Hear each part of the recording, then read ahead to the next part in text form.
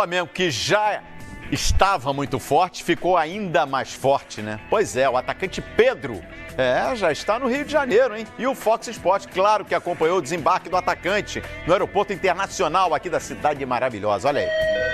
É uma emoção muito grande, né? A expectativa enorme aí para assinar com o Flamengo, mas ainda não tem nada assinado, né? Ainda faltam alguns detalhes, né? Faltam fazer o exame médico, mas a expectativa é muito grande e estou muito feliz e motivado aí para essa temporada. Tá com saudade de reencontrar o Maracanã, Pedro? Ah, com certeza, né? A gente sente saudade do Rio de Janeiro, né? E como eu falei, é uma oportunidade única de jogar no Flamengo e falta esses detalhes que eu falei e vamos fechar aí para dar tudo certo e ter um grande ano para a nação.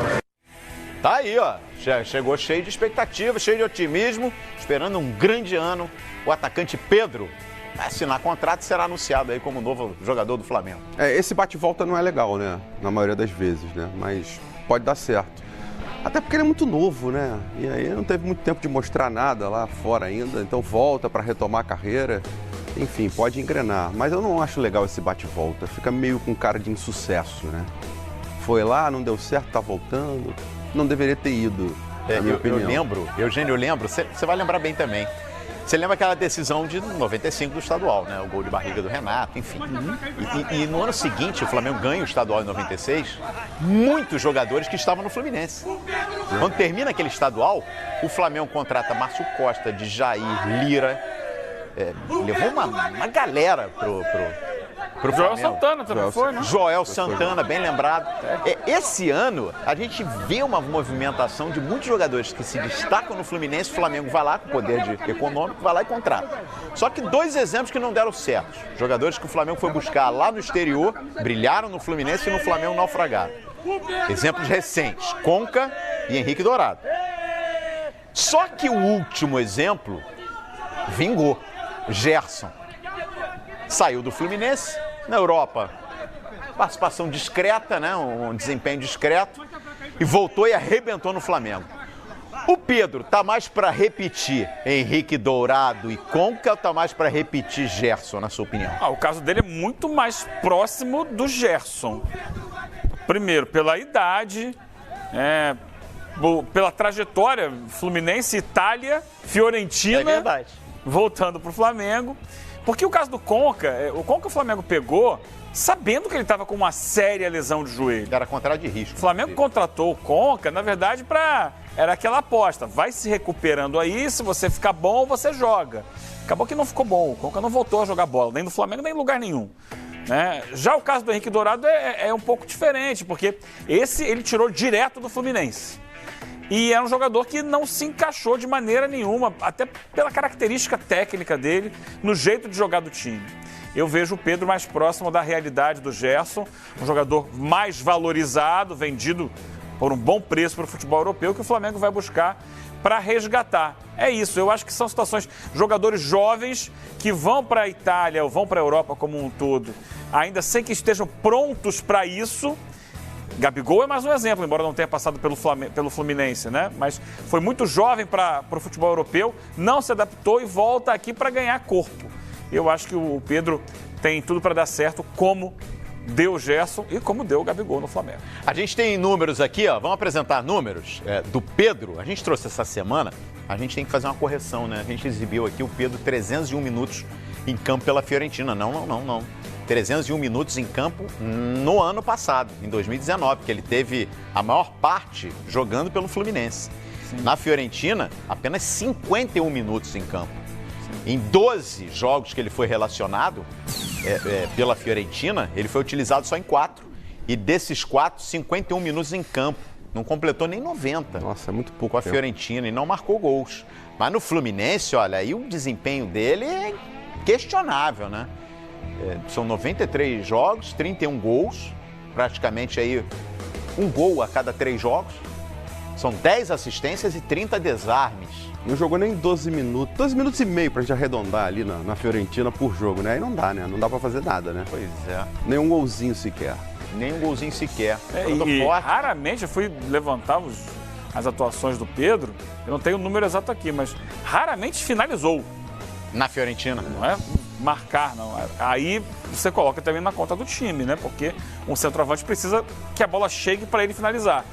Os lances que eu vi do Pedro, e vi vários na Fiorentina, era brigando com um zagueiro para tentar roubar a bola do zagueiro. Ele tem assistência na Fiorentina, ele tem uma assistência. Eu fui levantar esses números. Ele tentando roubar a bola do zagueiro, assim, mais do que a bola chegando para ele construir alguma coisa. Então fica mais difícil, né? Porque ele é um finalizador. Se o time não joga em função desse cara, e aí ele já entra no final do jogo, como a gente viu, em média de 12 minutos e meio por jogo, é porque ele entra já nos minutos finais. E muitas vezes entra numa situação difícil para a equipe. Então acho que a Fiorentina também não o valorizou. Para ter noção da falta de oportunidade, ontem a Fiorentina jogou com a Atalanta pela Copa da Itália com 6 titulares. Talvez se o Pedro estivesse lá, não estaria nem nesse time, que só tinha 6 titulares para esse jogo com a Atalanta.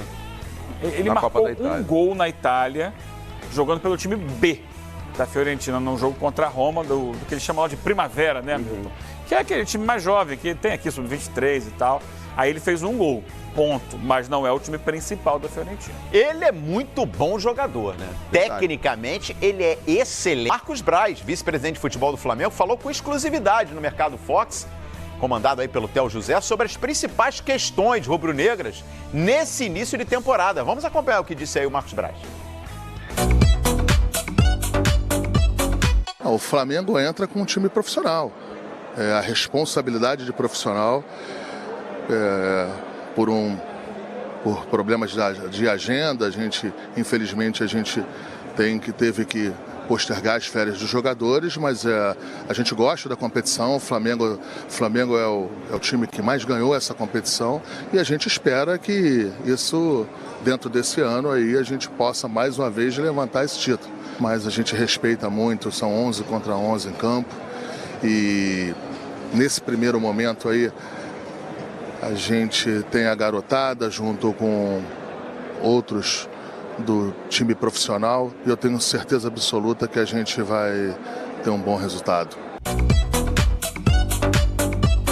Logo depois que acabou a Libertadores, não tinha sentido a gente chegar e falar de uma extensão de contrato, ainda faltando o Mundial, no meio de uma competição tão importante.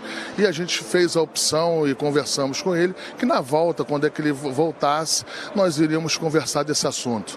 Passaram-se as festas de final de ano, ele estava de férias, a gente estava em algumas ações de contratações que demandavam tempo e concentração, e foi isso que aconteceu. Ele, quando chegar, a gente com muita calma, a gente vai começar a tratar desse assunto. É bom falar que o Flamengo tem uma excelente relação com ele, eu tenho uma excelente relação com o Jorge Jesus, e a gente com muita calma vai tratar desse assunto. O Rafinha tem contrato em vigência, existe uma cláusula que ele poderia sair por exterior agora. É importante eu explicar para todos vocês o que é essa cláusula. O Rafinha era um atleta de 14 anos de Alemanha, 8 de Bayern de Munique, e nada do que é mais plausível você oferecer uma segurança para o atleta de que, se ele não tivesse uma adaptação, se ele não tivesse uma satisfeito aqui no Brasil, ele pudesse retornar a um lugar que ele morou por mais de 10 anos, 14 anos, como eu falei aqui.